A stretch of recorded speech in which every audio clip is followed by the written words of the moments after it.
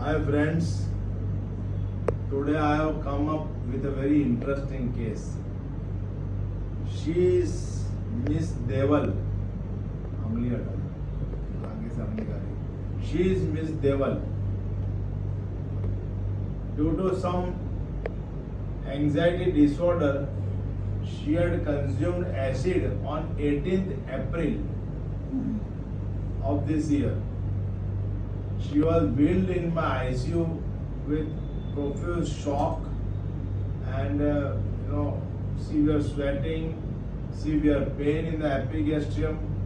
So we resuscitated her and treated her conservatively. She was in ICU for around 1 week. Then we extended her stay up to 3-4 more days.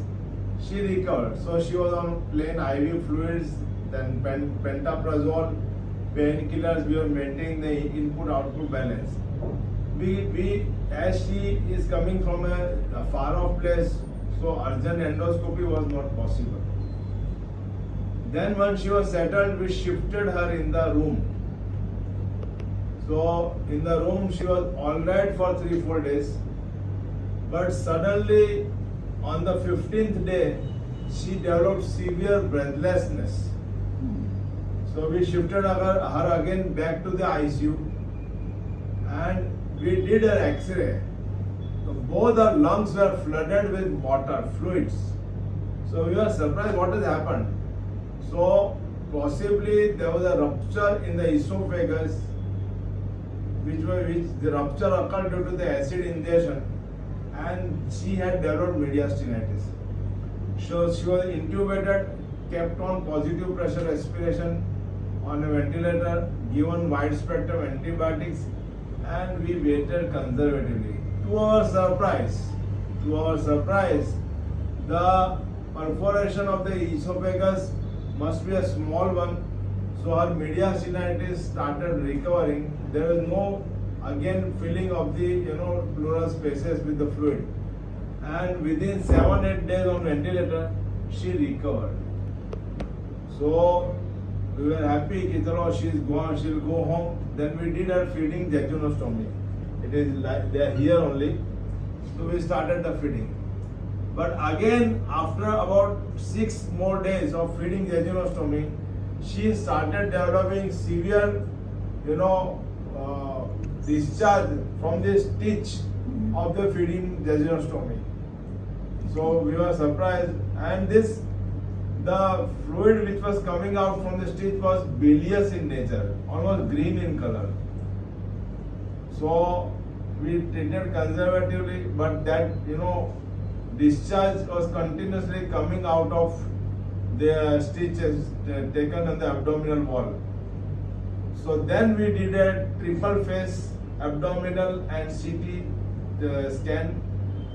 And to our surprise, we found out that the stomach, anterior wall of stomach had partially given way, and a fistulous tract has developed up to the anterior abdominal wall, and so whatever bile is being discharged in the stomach was coming out of the anterior abdominal wall. So what to do now? I told no, you cannot operate this patient or she will die on table. Treat her conservatively. So we went on giving feeding, we gave her antibiotics, we did dressing at least 3 times. So the discharge slowly decreased to about 70%. Then we discharged the patient and told them that they should do the dressing 3 times a day at home, go on giving feed. And today is 31st of May. So almost 1.5 months she has again come for follow-up. That discharge has stopped. So probably the fistula has self-closed. Now she is better. There is no discharge, no pain. So we'll be continuing with the jejunostomy feeding for another month or 1.5 months.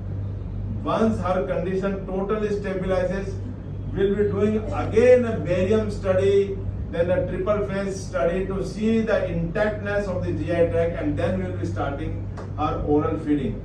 So this was for your information, a very interesting case of acid poisoning which has developed mediastinitis, and also your stomach fistula up to the anterior abdominal wall. She is passing stool.